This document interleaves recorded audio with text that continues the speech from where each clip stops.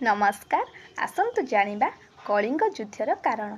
आपण माने जानिछन्ति कि अशोक काहेकि कलिंग उपरे आक्रमण करथिले? सेतेबेଳर कलिंग आजिर भारतर पूर्व उपकूल अंचलर एक समृद्ध राज्य थिला। कलिंग राज्य थिला स्वाधीन राज्य। से केबे भी मौर्य साम्राज्यर अधीन को जीवाकू चाहू नथिला, किंतु अशोक समग्र भारत को निज अधीन को आनिबाकू चाहूथिले। सेथिपाई से कलिंग उपरे आक्रमण करथिले।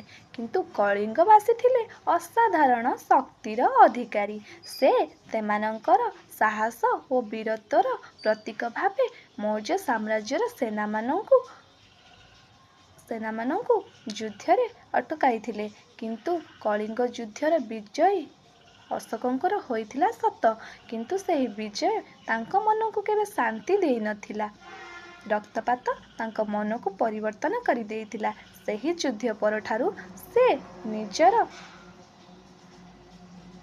अस्त्रशस्त्र त्याग करी शांति, दया, अहिंसार प्रचार प्रसार करथिले।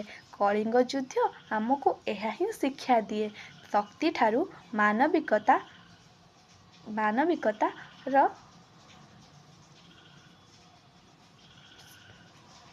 कलिंग युद्ध आमको एहा ही शिक्षा दिए, शक्ति ठारू मानविकता केते अधिक महान। धन्यवाद। नमस्कार। आसन्तु जानिबा कलिंग युद्धर कारण। आपण माने जानिछन्ति कि अशोक काहेकि कलिंग उपरे आक्रमण करथिले?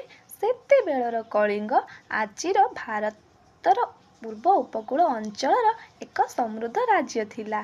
कलिंग राज्य थिला स्वाधीन राज्य। से केबे भी मौर्य साम्राज्यर अधीन को जीवाकू चाहू नथिला, किंतु अशोक समग्र भारत को निज अधीन को आनिबाकू चाहूथिले। सेथिपाई से कलिंग उपरे आक्रमण करथिले। किंतु कलिंगवासी थिले असाधारण शक्तिर अधिकारी। से तेमानंकर साहस और वीरत्वर प्रतीक भावे मौर्य साम्राज्यर सेनामानंकु युद्धरे अटकाइथिले। किंतु कलिंग युद्धर विजय अशोकंकर होइथिला सत, किंतु सेही विजय तांको मनकु केबे शांति देई नथिला। रक्तपात तांको मनकु परिवर्तन करि देइथिला। सेही युद्ध परठारु से निजर अस्त्रशस्त्र त्याग करी शांति, दया, अहिंसार प्रचार प्रसार करथिले। कलिंग युद्ध आमको एहा ही शिक्षा दिए, शक्ति ठारू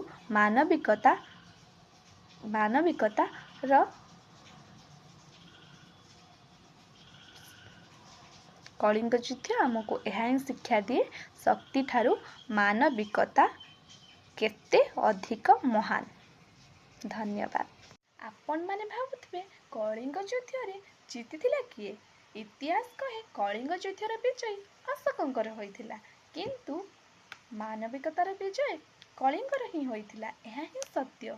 कारण कलिंग युद्ध परे अशोक तलवार छाड़ी शांतिर और धर्मर प्रचार प्रसार करथिले। सेथिपाई कुहाଯାଏ कलिंग युद्ध हेउची भारत इतिहासर एक अनन्य अध्याय।